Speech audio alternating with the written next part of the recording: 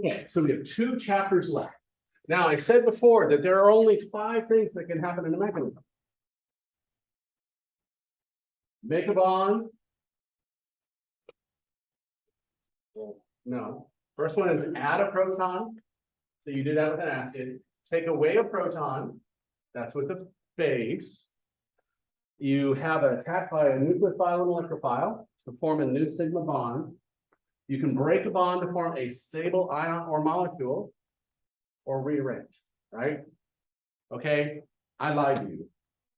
We now have radicals, okay? All of those happen in 2 electron mechanisms. We are going to go to 1 electron mechanisms right now. And the cool thing is, it's even simpler. There's only 2 things they can do, and there's only 1 mechanism. If you can believe that. So we're going to talk about radicals here. So, like before, we talked that there are 2 types of bond breaking. One is homolytic, where one takes both electrons and one takes no electrons. And that only happens when there's a difference in electronegativity between the atoms. The other kinds of breaking, and notice we use a double-pronged arrow when we do this, because both electrons are going with the thing that became the Lewis base. So, but when we have the same electronegativity like in hydrogen or the same electronegativity like in oxygen, when they break, there is no give and take of these. They each walk away with 1 electron, and therefore we used a 1-barbed arrow to show that only 1 electron has moved. Now, when we have that, we have to show that there's an electron there. Okay. Remember, the plus says we have an empty orbital of some sort. The minus says we have a lone pair of some sort. So now we have to represent that we have a single electron by having just a single Lewis dot. And we call these radicals or free radicals. It's the same name. They're the same thing. It's just that it's a molecule with an unpaired electron. Now, the cool thing is, most of the time when you have an unpaired electron, you actually have a neutral species because it has the ground state or the number of electrons it came with at that point. So it has no charge. Okay. So again, write this down. There's only 2 things a radical can do. It can combine with another radical to form a sigma bond. Combine with another radical to form a sigma bond. Or add to a double bond, creating a sigma bond and another radical. Okay. Okay. The second one is add to a pi bond to create a new radical, a sigma bond and a new radical. Okay, what was wrong with my first statement? That's not true. That's actually part of the propagation step. There's only 2 things it can do. It can abstract a hydrogen, generating a radical. It can abstract a hydrogen, generating a radical. Okay, so if we look here, our radical is stealing away a hydrogen and 1 of its electrons, single bar, and leaving 1 of the electrons behind. So we can either abstract a hydrogen from a sigma bond, or we can add to a double bond, creating a new sigma bond and a new radical on the beta carbon or beta atom. Okay, so there's only 2 things they can do. So that's great. But how do we make this happen? Well, the first thing we have to do is we have to talk about the structure of radicals. Radicals are kind of like carbocations. They are sp2 hybridized trigonal planar, and they have 1 electron in the p orbital, the unhybridized p orbital. Okay, so because of this, we have the possibility of primary, secondary, or tertiary radicals. But just like in the case of carbocations, tertiary radicals are more stable than secondary radicals and then primary radicals, and that's least stable. The energy difference is not as great, therefore they do not rearrange. They do not rearrange. Okay, so carbocations rearrange, radicals don't. So it's getting simpler even, right? It's better than a carbocation. Has similar structure, one electron in the p orbital, but they do not rearrange. But they follow the same stability trend. Okay. So how do we get to this? Well, when we break bonds homolytically, we have to think about the bond energy of that. We call that the bond dissociation energy.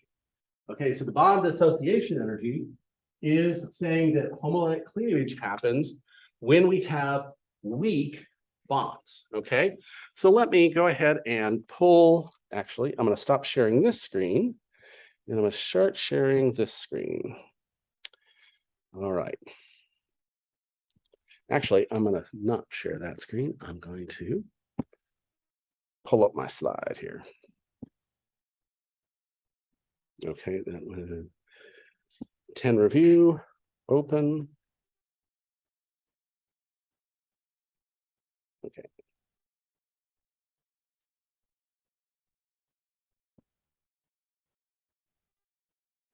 Bigger, bigger, bigger, bigger, bigger, bigger, bigger. And I'm going to share this screen now. All right, sharing this screen here. With that. All right. Okay. So on this table, I want to show you some cool stuff. The things you want to break, the easiest thing to get your homolytic cleavage, your two radicals, is you want to look at low bond association energy. So let's look at this one up here. Hydrogen is 436 kilojoules per mole to break that bond. That's a lot of energy. Okay. But then let's go down here like, ooh, hydrogen fluorine is 507. Oh, that's even more energy, right? So those are very hard bonds to break. And when we break these bonds, the HF, HCl, HBr, do we break them homolytically? No, because the halogen is much more electronegative. It's going to take the electrons when it does it. Okay. So now let's look at breaking the bond here, a primary alkyl halide. I'm sorry, a primary alkane. We're going to break the carbon-hydrogen bond homolytically. That's 423, okay? So to form a primary radical, we have to put in 423 kilojoules per mole of energy, okay? To break a secondary bond, the secondary hydrogen here takes 413, okay? So it's about 10 kilojoules, okay? But to break a tertiary is only 400, okay? So when we break those bonds, the tertiary is easier to break than the secondary, which is easier to break than the primary. But notice there's only about 10 to 13 kilojoules per mole. In carbocations, that's much, much higher. The difference in those are like 23 and 40 kilojoules per mole. Okay, so now let's look at this one right here. This is benzylic. This is less than the tertiary. So is this benzylic radical going to be more or less stable than the tertiary radical? More, because it's easier to break, right? So it's going to be more stable.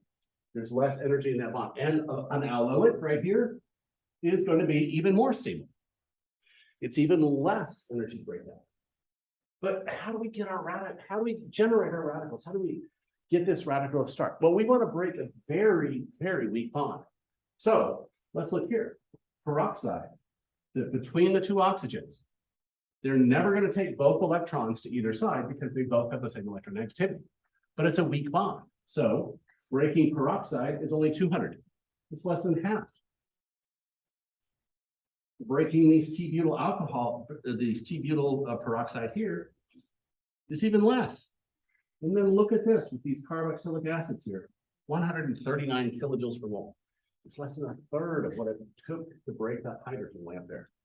So when we're talking about generating a radical, we're talking about things with oxygen-oxygen bonds, and they're so weak that they really want to generate that radical.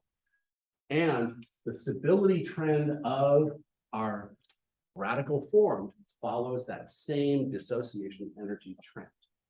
Does that make sense? Okay.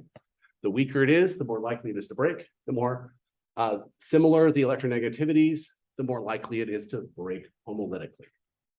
All right. So I'm going to stop sharing that and go back to my other share. Nope. And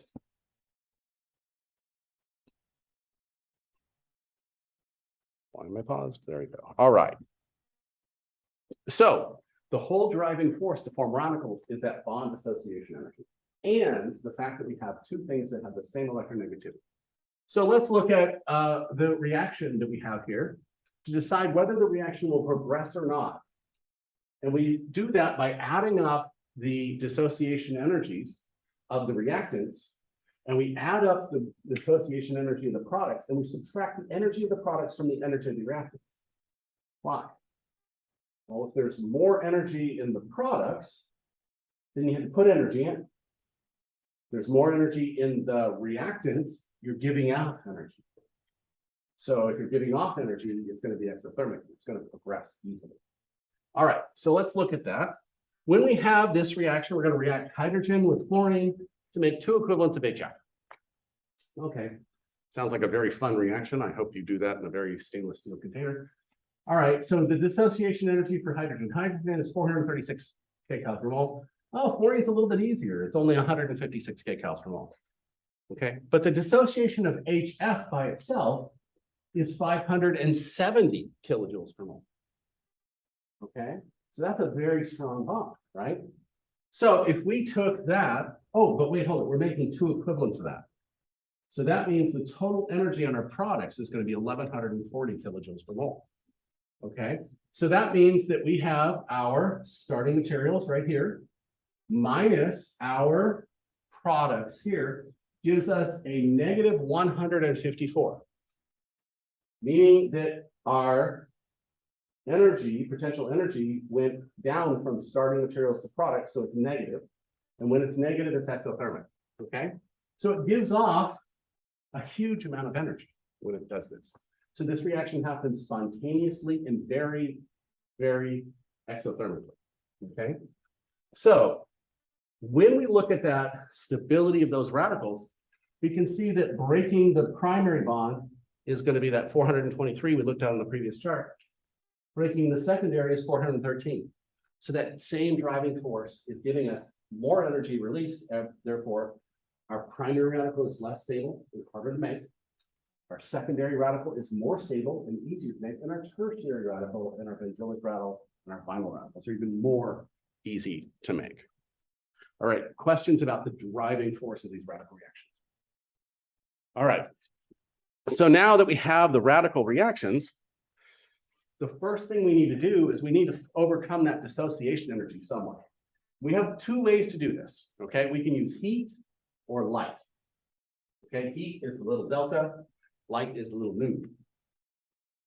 Okay, nu, H, nu, right there. So if we hit it with light, we can hit it with the correct energy and it's going to homolytically cleave to atoms. And if we hit it with heat, we'll get enough energy for it to just dissociate spontaneously. Now, the reason we use an initiator to initiate these reactions is we want to use the lowest amount of input energy possible.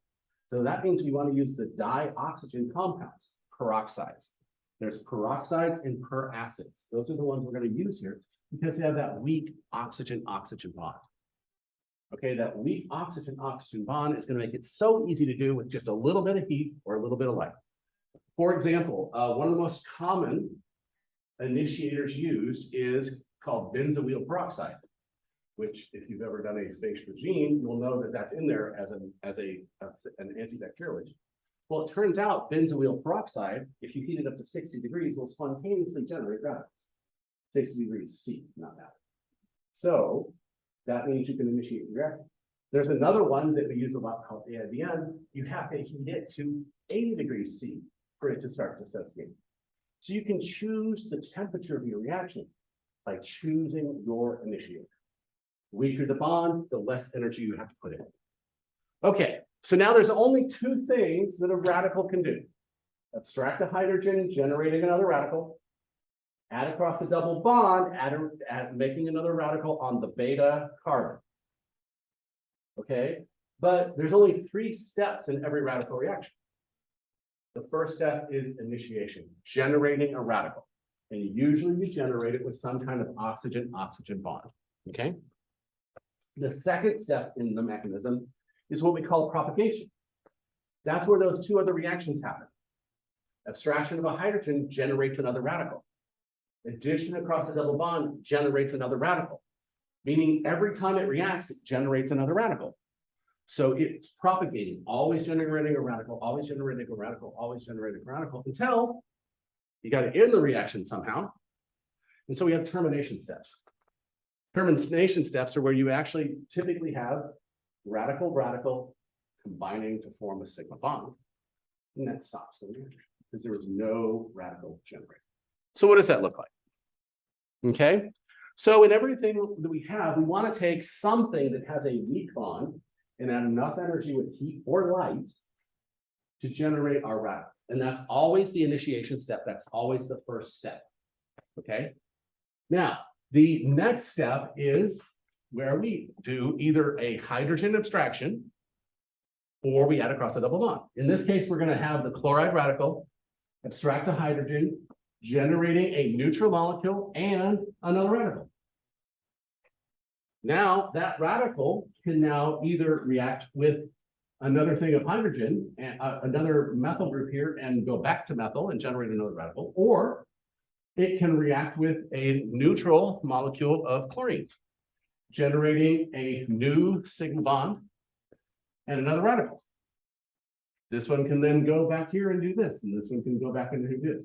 But there are termination steps. If a radical and radical combine, it terminates that step, right? Because you're using both electrons to make a sigma bond.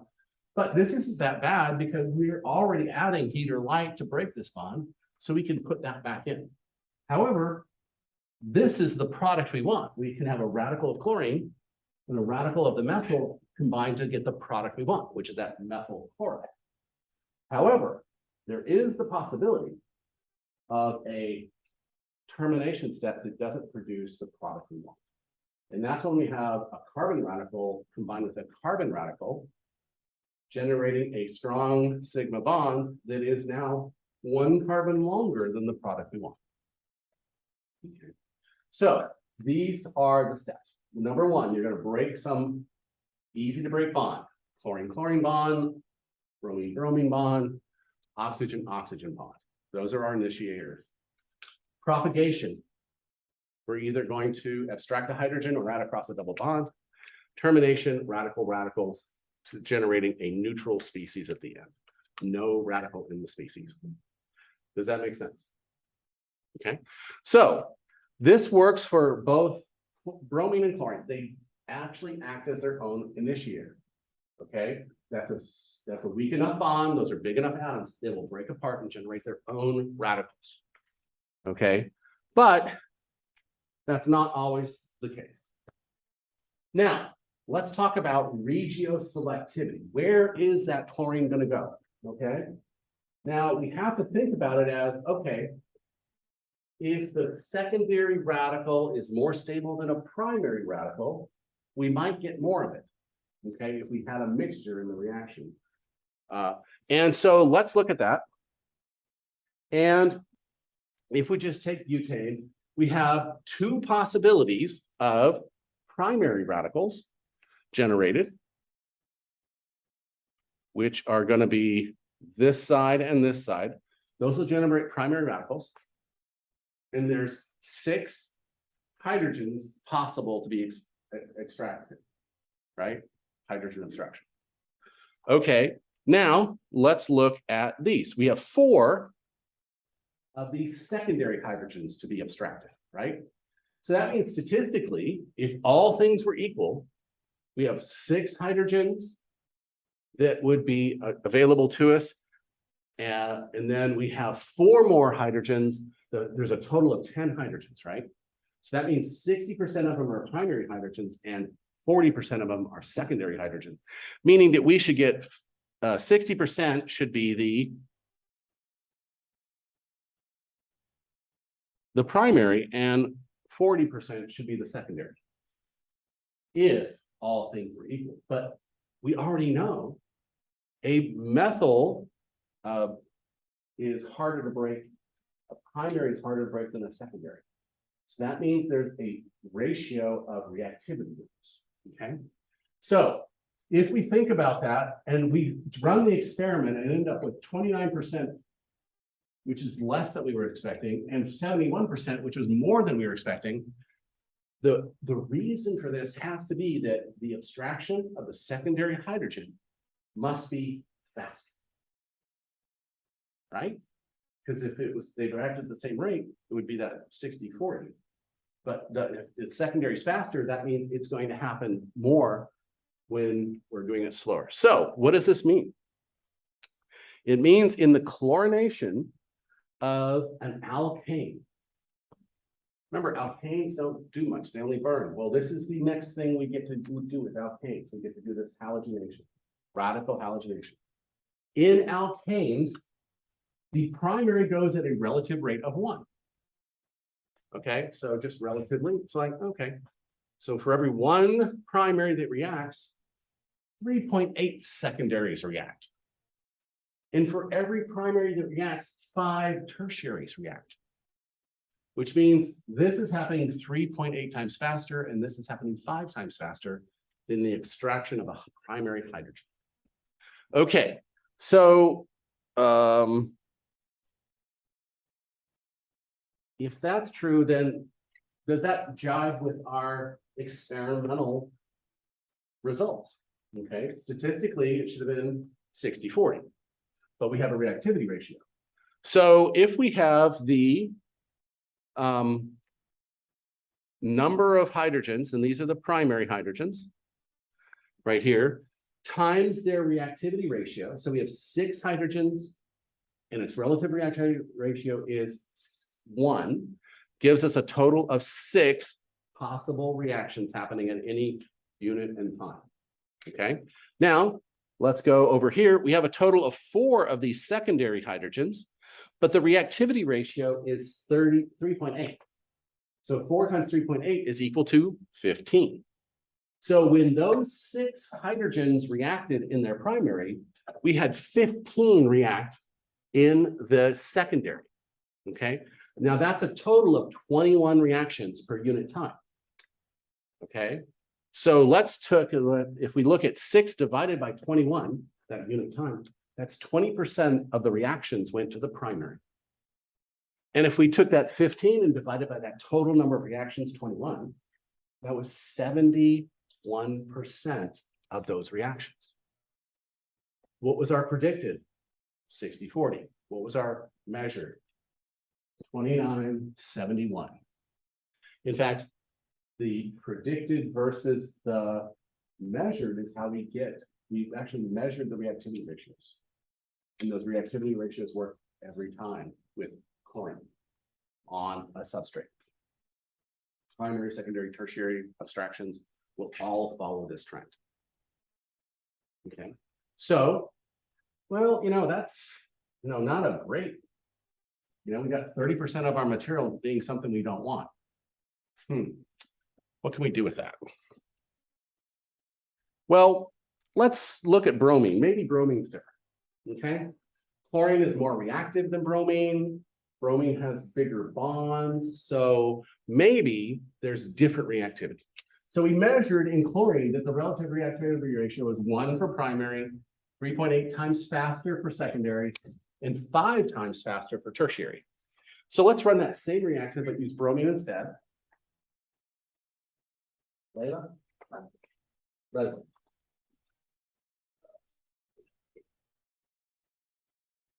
Here's your example.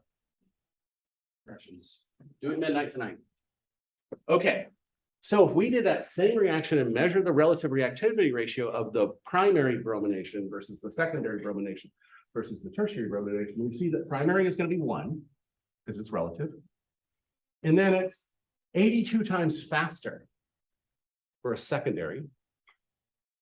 And it's 1,600 times faster for a tertiary. Okay, well, let's do our product ratio then. If we calculate our product ratio, we measure it, it's only 2% goes to primary, and 98% goes to there. We have to do that same calculation of that ratio. If we take the fact that we have a total of 6 hydrogens available times 1 is going to give us 6 reactions, right? And we have 4 times 82. That's going to give us 248 reactions. And we add 248 to the 6. And then that's our total number of reactions that happen per unit time. Then we divide the 6 by that number and that 248 by that number. And we end up with this product ratio. 98% is the secondary. 98% is the secondary. So what that means is bromine is more selective. It's less reactive, therefore it can be more selective. It can wait around for the more stable radical. More selective, less reactive. Okay, so the bromination is technically endothermic. We actually have to add heat to the reaction to make it go. Because we're adding heat, it is going to slow the reaction down because it's more selective, and therefore it's going to give us more of the higher substituted radical, and we get a different product ratio. Okay, so that means that there's a relative ratio between chlorination and bromination. And in chlorination, we waste 29% of our material being the product we don't want. In bromination, we have 98% of the product we do want. So we might want to pick that. But is there a way to get around this? Is there a way to get around this selectivity versus reactivity? Well, there is. If you choose a substrate that only has one kind of carbon, cyclohexane, you're only going to get one product because it's going to all be on the secondary because there's no primaries. So you're going to get 100% of a secondary substitution. So that means that we can actually use a chlorination, even though it's less selective, to make a selective product if we eliminate the difference between the primaries and the secondaries. Okay, so again, this only works with chlorine and bromine. Bromine is slightly endothermic. Iodine's way endothermic and it doesn't work.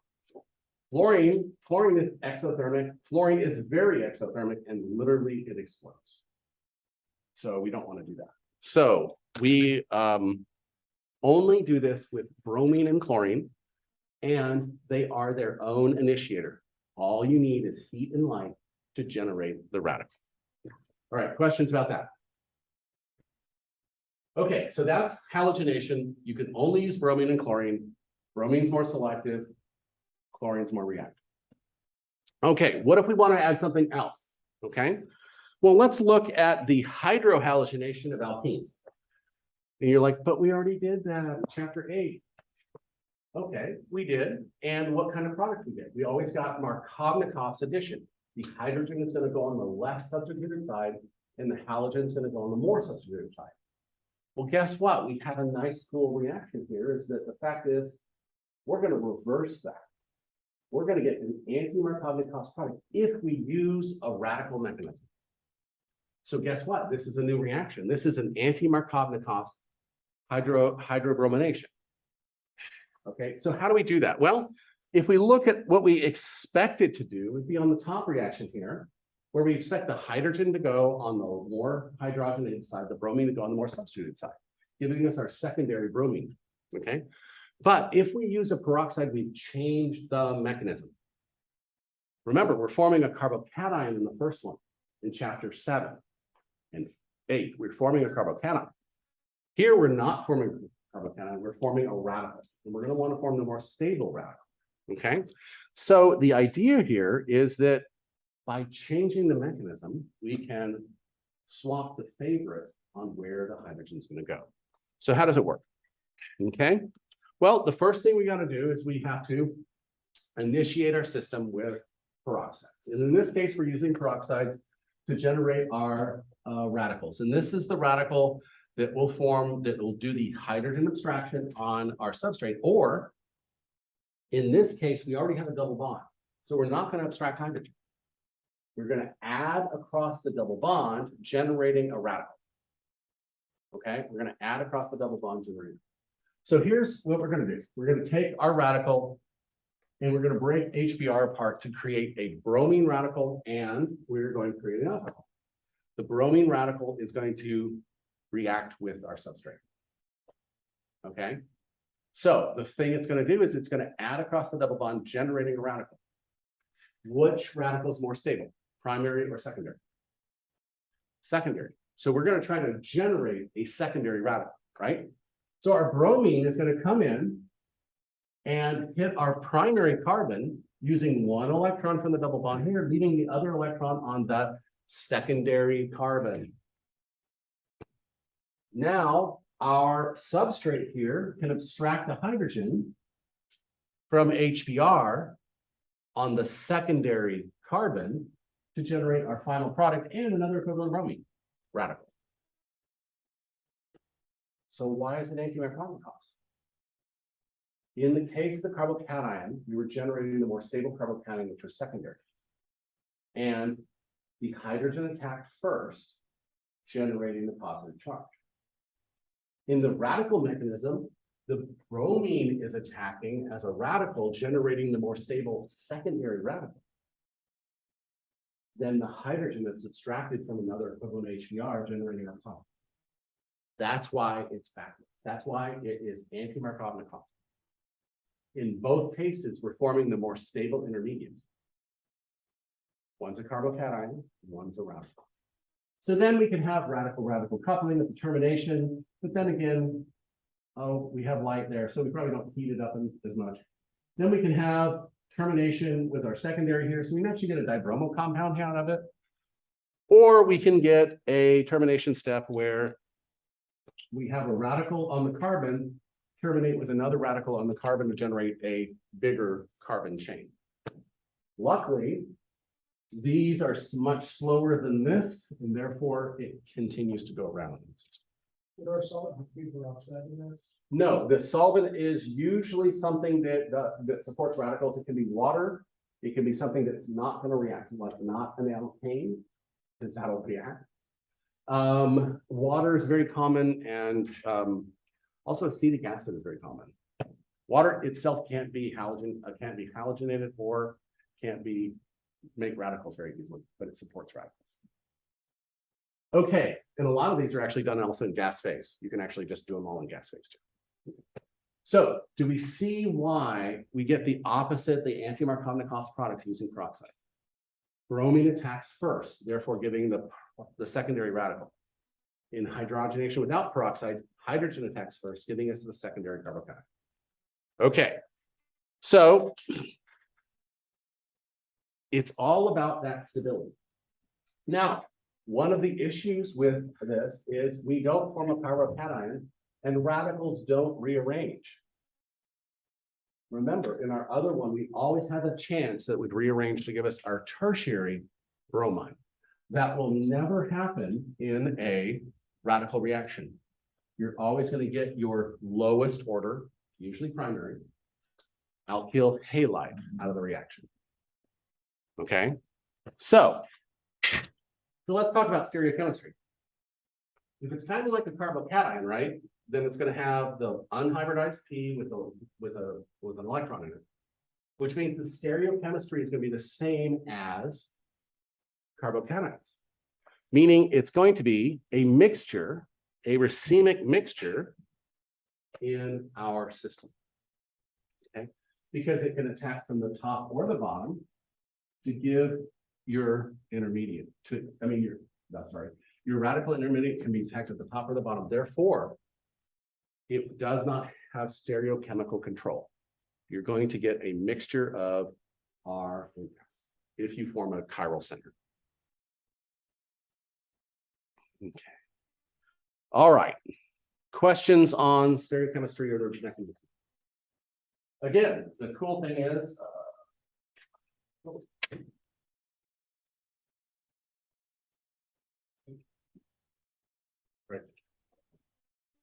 all right, so let's see. We form the more stable radical. We have 3 steps in our mechanism, and it only does 2 things: abstracts a hydrogen or adds to a double bond, generating another radical. Okay, so if we looked at that chart. We saw that the allylic radical, or the radical next to a double bond, and the benzylic radical next to a benzene ring were more stable. We saw the same thing in carbocations, right? Because of conjugation, our allylic radical or our benzylic radicals are more stable than even a tertiary radical. So their reactivity is higher. And again, it's all about conjugation. You can spread that radical around. So guess what? You can have a more selective reaction. It's going to happen to our system. Okay, so now notice this is a little weird in the fact that it didn't add across the double bond to generate it. It did a hydrogen abstraction. And then that generated a conjugated radical. Okay, so that means that our benzylic radicals are about the same as our allylic radicals. And we looked at the dissociation energy. The dissociation energy was really close. Like I think it was 3 kcal per mole. And then this was about 13 kcals per mole difference here, 10 kcals per mole here. And these are not very stable at all. Okay. One, because that radical on an sp2 hybridized carbon, and that one because there's no donating to help stabilize it or hyperconjugation. So if something's more stable, it's more easily formed. If it's more easily formed, it's faster. Okay. Think about the reactivity ratio in the chlorination and the bromination.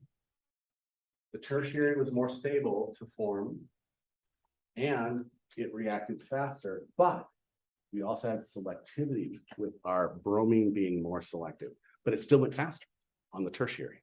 So more stable equals faster equals greater yield.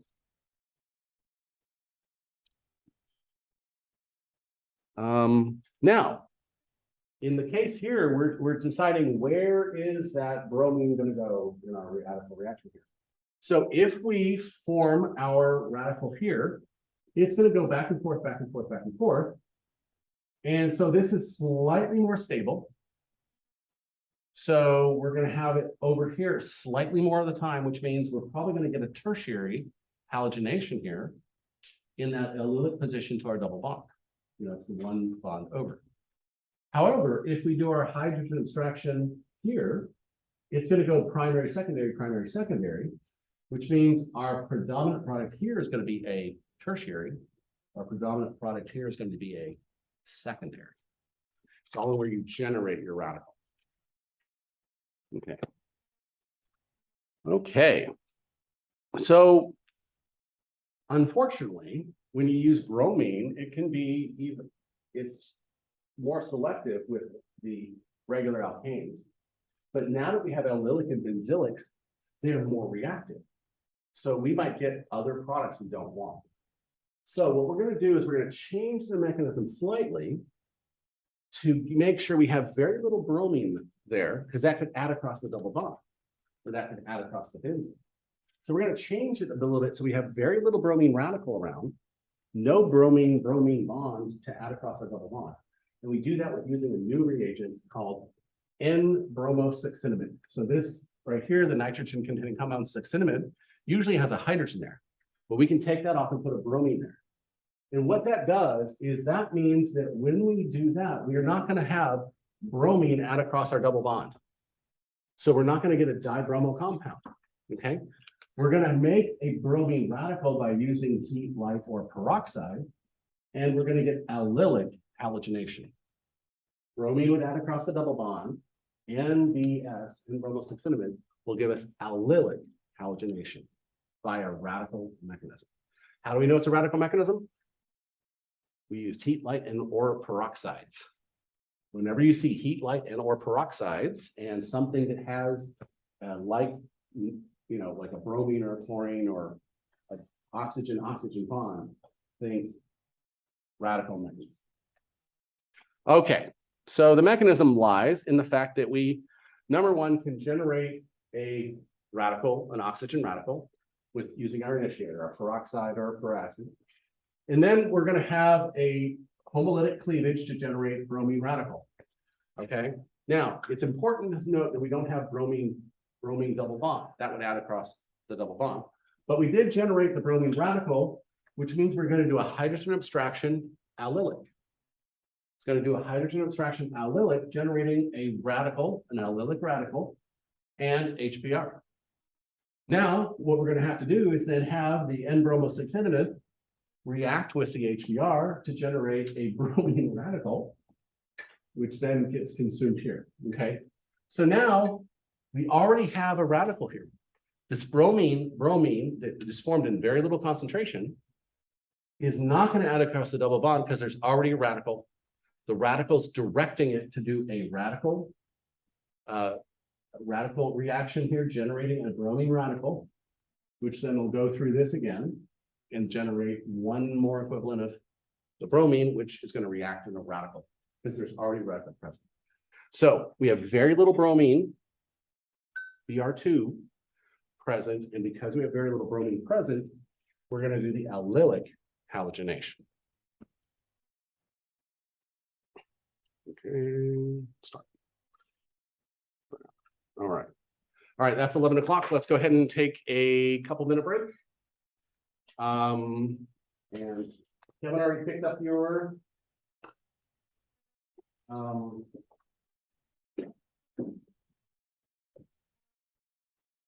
exam coming good. I'll have to email everybody else's.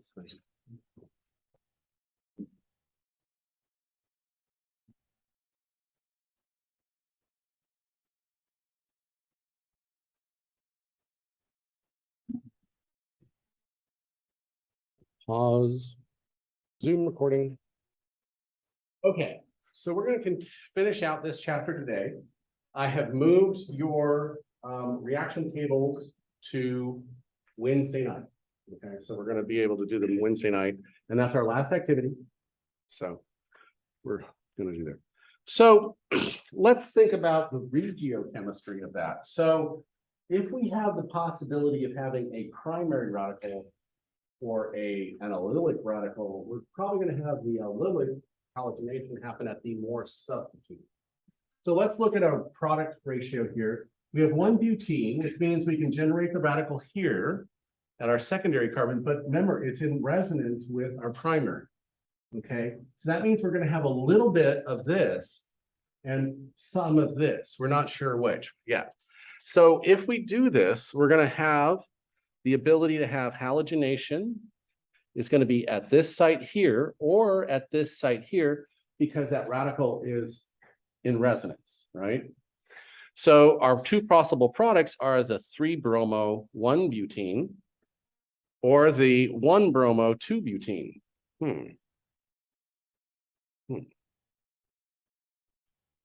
So just looking at that, which do you think is more stable? You go already got 1 bromine, 2 butene. Okay, so if the bromine adds here, the double bond's going to move over here. So we get 1-bromo, 2-butene. And if it adds to this 3-carbon, the bromine's going to be here, and we're going to leave the double bond in the 1-2 position. So that's where we have the possibility of this one happening with our secondary radical, our secondary allylic radical, and this gives us our primary allylic radical. But empirically, which one do you think is more stable?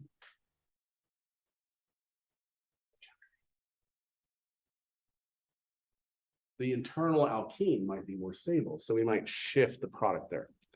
But let's look at our non-identical resonance structures here. We have a secondary radical. We have a primary radical. So now, based on the intermediate, which do you think is going to happen more? The 3-bromo or the 1-bromo? From radical stability, we should get more 3-bromo than 1-bromo. Okay, so we have a thermodynamic thing and a kinetic thing with our radical. Okay, so truth is you're going to get a mixture, and by heating it up, you're going to favor the internal alkene. By cooling it down, you're going to favor the primary. But you're going to get both. You have to write both. You're going to have 2 products there. They're always going to be in competition. Questions on that? So whenever you have an allele, you have to worry about having two products. What about a benzylic? What about a benzylic here? Turns out in the case of the benzylic substitution, you're only going to have one product. You can use bromine. It's not going to hurt because it's not going to add across the benzene ring. So you can always use a halogen and it'll always give you at the alpha carbon, the carbon right off the benzene ring. Okay. But with the allylic system, you need to use NBS to make sure you don't get dibromo.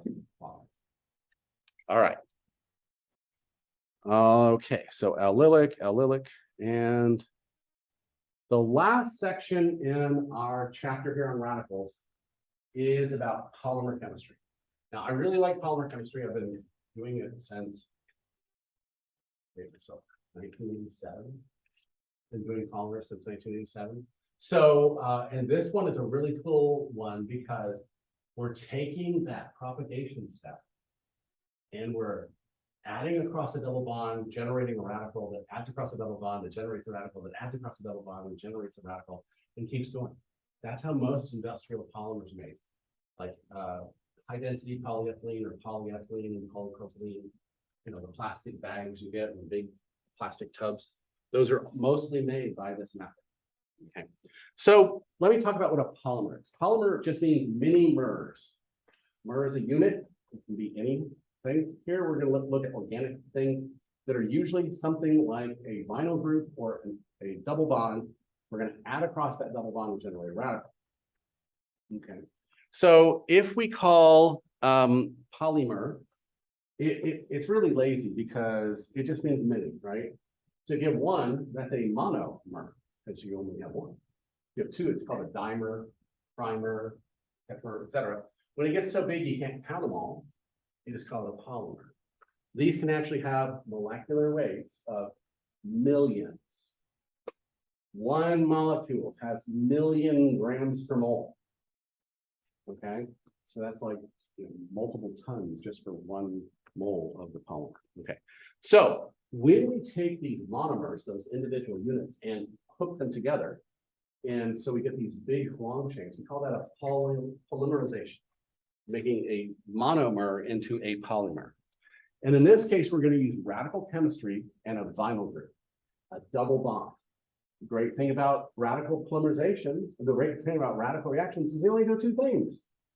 They extract a hydrogen or add across a double bond, generating another radical. Okay, so we're gonna use step number 2 there, that second thing they can do, and we're gonna use all 3 of the steps in the mechanism. We're gonna use initiation, propagation, and termination.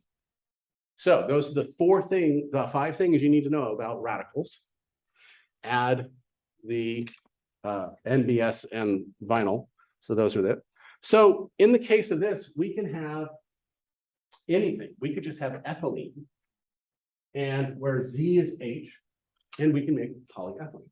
But we can have Z be anything. It can be a benzene ring, it can be chlorine, it can be a fluorine, it can be anything. If it was a chlorine, we'd have polyvinyl chloride, PVC. You may know what PVC is. Go to Lowe's, it's a white pipe there. Actually, if you spend a lot of time around kegs, those clear plastic tubes, those are also PVC, but they have a lot of plasticizers in them. They get clear and they are very hypoallergenic. So that's why I use them. And let's see, we put a fluorine there, and that's in saran wrap. We put a methyl group there, that's polypropylene, that's packaging. Just changing that little group changes the whole mechanism, the whole dynamics of the system, but they all use the same mechanism. All right, so let's look at the mechanism. Okay, like before, we only have 3 steps in a reaction: propagation, initiation, and termination, not in that order. And there's only 2 things that happen. We're going to use that addition to a double bond. So the first thing we're going to do is we're going to generate a radical, usually using a peroxide or peracid. And that's going to that is going to add across the double bond, yielding a radical. And it's going to yield the secondary radical every time. Why? It's more stable. So now we have a secondary radical, and it's going to attack the primary side of the next one, generating a secondary radical. Again. Notice we have it happening the same way every time. We call this a head to tail reaction. Okay. Here is the head because it's the one with the radical. It's always attacking the tail of the next one, generating a new head, which is then going to attack the tail, and then it's going to react with it. Head to tail, head to tail, head to tail. So these are a very regular, regio-regular reaction. And we're going to keep going and keep going and keep going until we terminate that at the last step. And when we terminate that last step, the polymer stops growing. You can also have one end terminate with another end, and then you have a very big polymer. Questions on that? Okay, so this is a great use for a radical reaction because you only have 3 steps in the mechanism. It happens at the same place every time. And because of the generation of that secondary radical, you're going to see it go again and again. All right. So let's look at some examples. If we have, this is chloroethane, chloroethylene. The engineering name for it is vinyl chloride. Remember, we talked about that in alkyl halides. Anyway, so we have vinyl chloride, and we initiate it, and we end up with that regular pattern. See how there's a chlorine, CH2, chlorine, CH2, chlorine, CH2, because of the head to tail mechanism. Okay. Now, what if you have a weirder molecule here? Okay. In this case here, if we generate a radical here, because we hit it from the head over here, right? We added, made a sigma bond here, generating a radical here. That's an allylic radical. It's going to be going back and forth between these two. But because this is tertiary, it's harder to have the reaction happen there. So this becomes our head, and it reacts with another one. And notice it's very regular configuration. It gives you the Z configuration. And this is what we find in natural rubber. This is a natural terpene created by the rubber plant. And if you polymerize it with materials, you get this natural rubber here. And there's a bunch of other things in there too. But the other thing we can do is, well, let's replace this chlorine with the phenyl group here. It's going to do the exact same head to toe polymerization. Head to toe, head to toe, head to tail, head to tail. And give us this regular configuration with this benzene. Okay. Styrene is one of those things that you make plastic forks out of. You know it's styrene because if you break it, you can actually smell it. Because it's styrene depolymerized. And so this is a brittle material. This is a rubbery material. This can be brittle or rubbery depending if you add stuff to it. So that's the wonder of the radical polymerization. Now, is that the only way to get polymerizations to happen? Well, not really. Because of conjugation, we can actually do it by other mechanisms too. The other mechanisms could be either if you have a group that can withdraw electrons from our beta carbon, then it's going to stabilize a negative charge. So we can actually have an anionic polymerization, where the electrons are going to act as a nucleophile, kicking out another set of another negative charge, which is going to kick out another O. And it does the same propagation step because it's creating that same head to tail configuration. But what if you had something that donated electron density and could stabilize a positive charge? Same thing. We can stabilize a positive charge here, and then we can get that same head to tail reaction here. It all depends on what the group is here. So if this is a donating group, we're going to get a cation here, and that's called cationic polymerization. And if we have a withdrawing group here, we can generate an anion here, and it creates an anionic polymerization. It's different than the radical polymerizations because we're actually forming charge. We're reacting a nucleophile with an electrophile. Okay, we're reacting a nucleophile with an electrophile, but it can create polymers using this other method. So, review: homolytic cleavage, we generate 2 single electrons. Heterolytic cleavage, we generate an anion or a cation. So in this case here, we had heterolytic cleavage generating our materials that then undergo that nucleophile electrophile reaction. But if we generate that radical, it can only do two things, and it has 3 steps in its mechanism. All right, questions on chapter 10. Okay, I'm going to start chapter 11 then. Okay. Okay. There we go. Done. And our last chapter. Okay, we're going to want all these in our reaction tables by Wednesday night. And then on Thursday, I will review all 11 chapters. I have generated 2 of 4 review slide sets.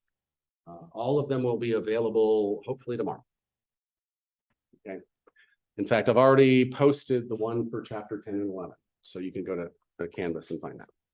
All right, our last chapter is alcohols, ethers, and one of the more special ethers, which is an epoxide. So we're going to talk about that. Now, these are all reactions that we're going to use a lot in the second half. Okay, so we're going to generate alcohols in the second half using other methods. We're going to react them with other things. And so we want to kind of remember what we're doing here with our nomenclature and other things. Okay, so let's talk about what alcohols are. Okay, so that's just that OH group, right? That isn't bound to a carbonyl.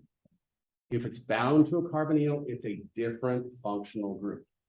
Okay, so again, the nomenclature is in chapter 4. You can go back and remember that, and especially the enols. Okay, so in the case of our compound, we have 2 different ways to do this. We can have it on an sp3 hybridized carbon, and those are your typical alcohols. Like this is on an sp3 carbon, sp3 carbon, sp3 carbon. Okay, and those are generally called our alcohols.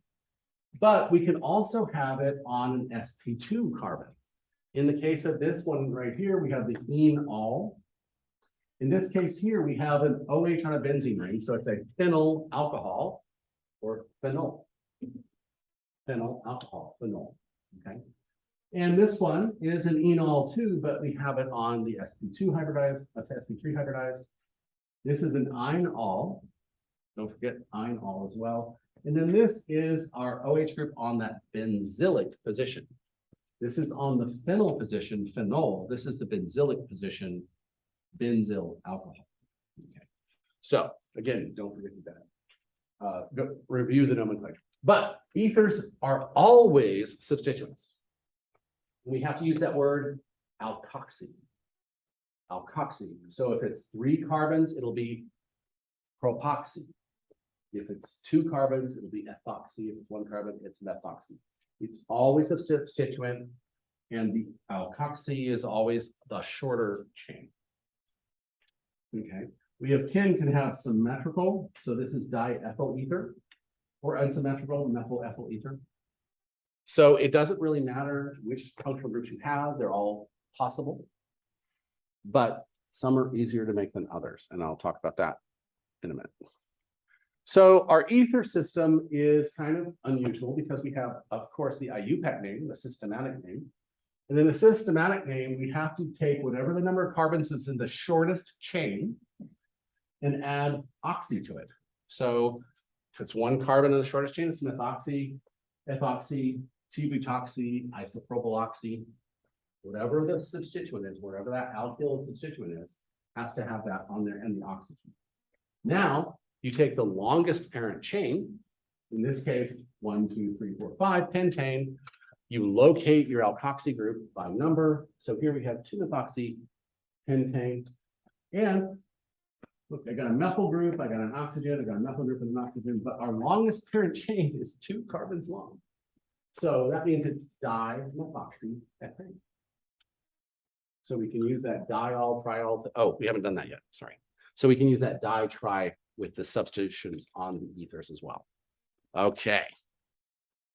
So, but there's a lot of common names. We've already learned one of them, which is tetrahydrofuran, or THF. We learned it was one of our polar aprotic solvents. Okay. But I want to give a couple more here. So in our common names, we just have to name both alkyl groups and put ether in it. So methyl, T-butyl, sec-butyl, ether.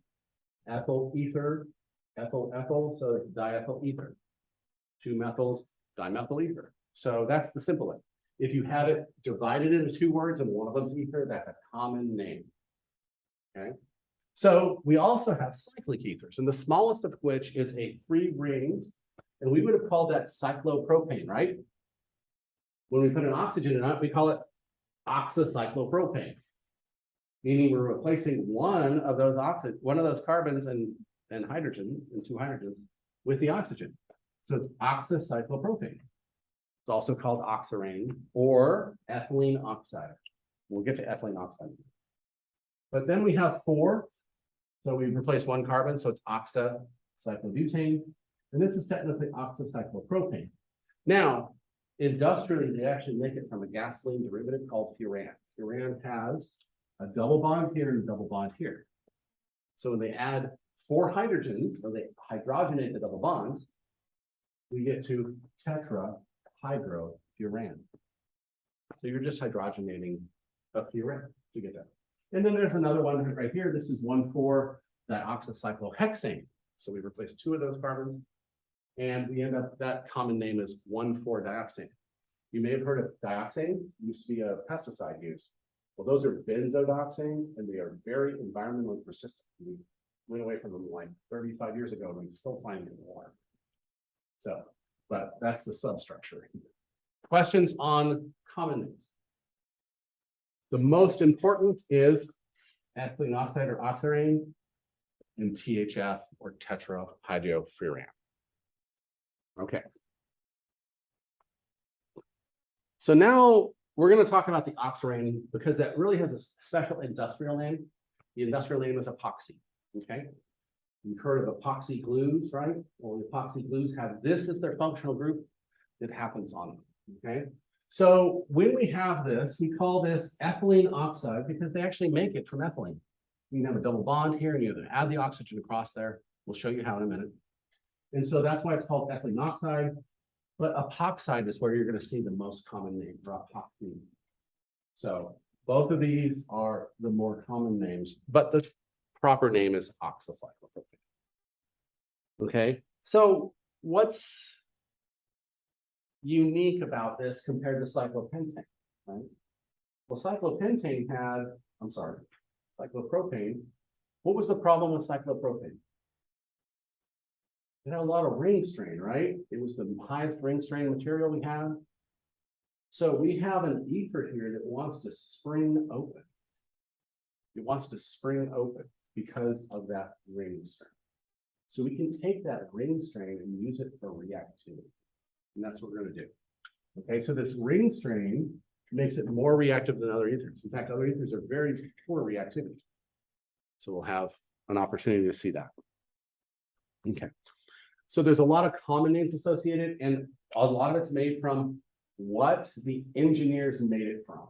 So if we start with ethylene and we add that oxygen across the double bond, we end up with ethylene oxide.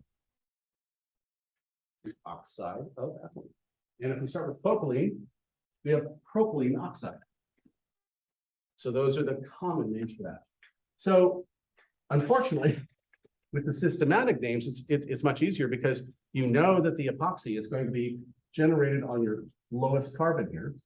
But the ring here contains 3 atoms, which makes this ethyl group our substituent. It's not butane. In the systematic method, the ring has 3 atoms in it. This has 2 atoms in it. So we have 2-ethyl, this is 1,2 oxirane. But the common name would be 1,2-epoxybutane because 1 carbon, 2 carbon, and a total of 4 carbons. Okay. So both of them are systematic, but the most proper would be the oxirane, but this is very common as well. And in this case here, we would have 1,2-oxirane right here, which means we have our 2 methyl groups should be 1,2-dimethyl oxirane. But if we're looking at 1, 2, 3, 4 butane, then it's 1,2-epoxy butane. Okay, a little weird. It's probably the weirdest naming system, so you might want to devote a little bit of time to this because it has 2 systematics plus a common. You know, so that's nothing else has 2 systematics plus a common. So you might want to just work on that a little bit. And this, of course, would be 2,2, or I would call that 1,1-dimethyl oxirane. And then this, oh, because this is the 1. That's right. Anything in a ring that's different tells you what number 1 is. So that makes this number 1. So that's number 2. So 2-ethyl oxirane. This is number 1. So that makes this 2,3-dimethyl oxirane. And this is 1. And so this is 2,2-dimethyl oxirane. Sorry, got a ring right there. Okay. So in any ring, the thing that's different marks number 1. All right, questions there? Okay, devote a little time to this because it's a little bit of a harder thing. Now, we already know lots of reactions for making ethers and making alcohols.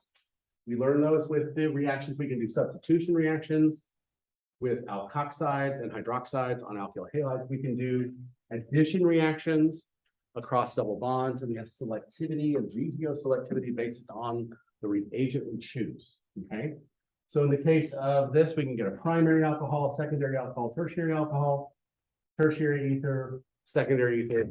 You can't get an ether here because you have to oxidize it off of peroxide. Okay, so we should all know those already. And we should know all these too. These are just SN2 reactions. You can use hydroxide and low temperature and a primary alkyl halide, you're going to get a primary alcohol. You can make the ethers here, and again, primaries work best because you want to encourage the substitution reaction, not the elimination reaction. You want to use primaries because it encourages the substitution reaction. Now, this actually has a name for itself when you're using an alkoxide and an alkyl halide to make a product. And it's called the Williamson ether synthesis. Okay, so basically what you're going to do is you're going to take an alcohol and deprotonate it with a stronger base, like sodium amide or an acetylene, or one of these has to be used to deprotonate this. Once this gets deprotonated, you can now act as a nucleophile. Okay, so is there a good way and a bad way to do an ether synthesis? Yes. You should always try to have the lowest order alkyl halide. You want to try for a primary alkyl halide if at all possible. Because if you have a secondary or tertiary alkyl halide, you're going to go to an E2 reaction. It is not going to give you an ether, it's going to give you an alkene. So if we have a choice between making this this is a, let's see, this is an isopropyl methyl ether, isopropyl group, methyl group here. And we can make it from either this secondary alkyl halide, or we can make it from the primary alkyl halide. Okay. The secondary alkyl halide is going to be competing with an E2 reaction. We're going to end up with propylene as one of our products. Okay. So when we're thinking about this, we want to always go to the primary alkyl halide and the more substituted alkoxide. Primary alkyl halide. Do we see why? We want to do the SN2. We don't want to do the competing E2 reaction when we have the possibility of that in the secondary and tertiary alkyl halide. All right. So, all right. So that's how to make ethers and alcohols. And we've already seen those reactions, right?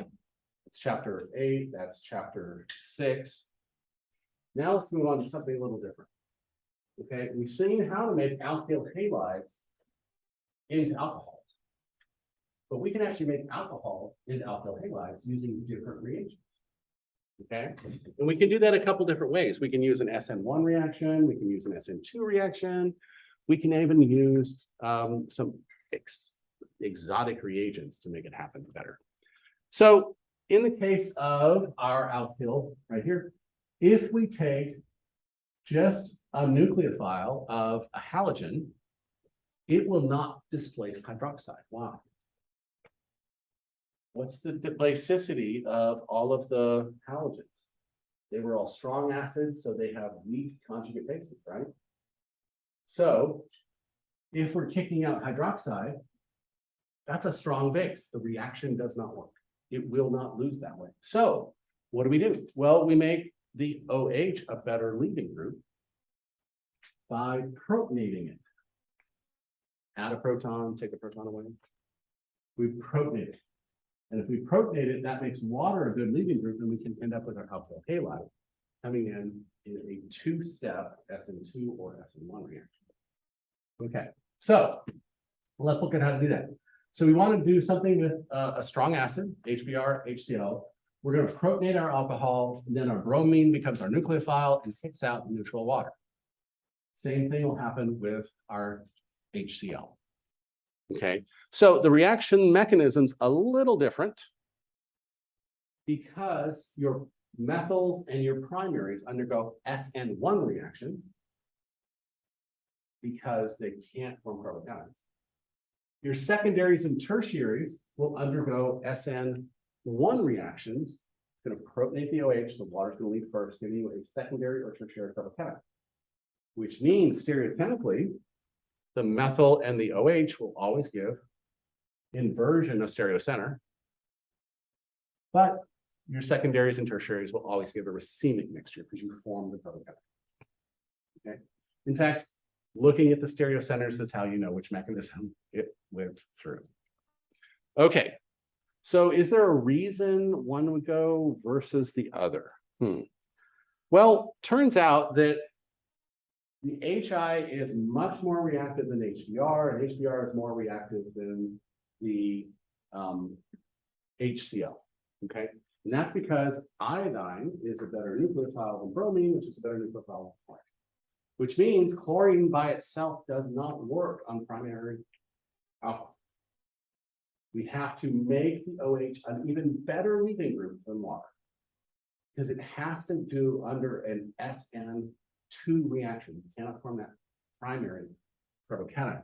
So what we're going to do is we're going to use a better acid. We're not going to use a protic acid. We're going to use a Lewis acid in this case. So we're going to make a zinc oxygen bond. And now we have a positively charged oxygen, a negatively charged zinc here. And that makes this a better leaving group so that our weak nucleophile can come in and displace it to give us our alkyl halide. And the OH goes away with the zinc, makes a zinc oxygen bond. It makes it a better leaving group. So we're using a Lewis acid catalyst, HCl. Okay, HBr and HI work fine without it. Chlorine must use it for a primary alkyl halide. Secondaries and tertiaries, chlorine works just fine because we've already formed the carbocation. Primary is the only one that needs it. Okay. All right, I'm going to stop there. Okay, you need so I'm going to go ahead and post this, and don't forget to get your test corrections to me by midnight tonight. All right, I'm going to stop share and stop record.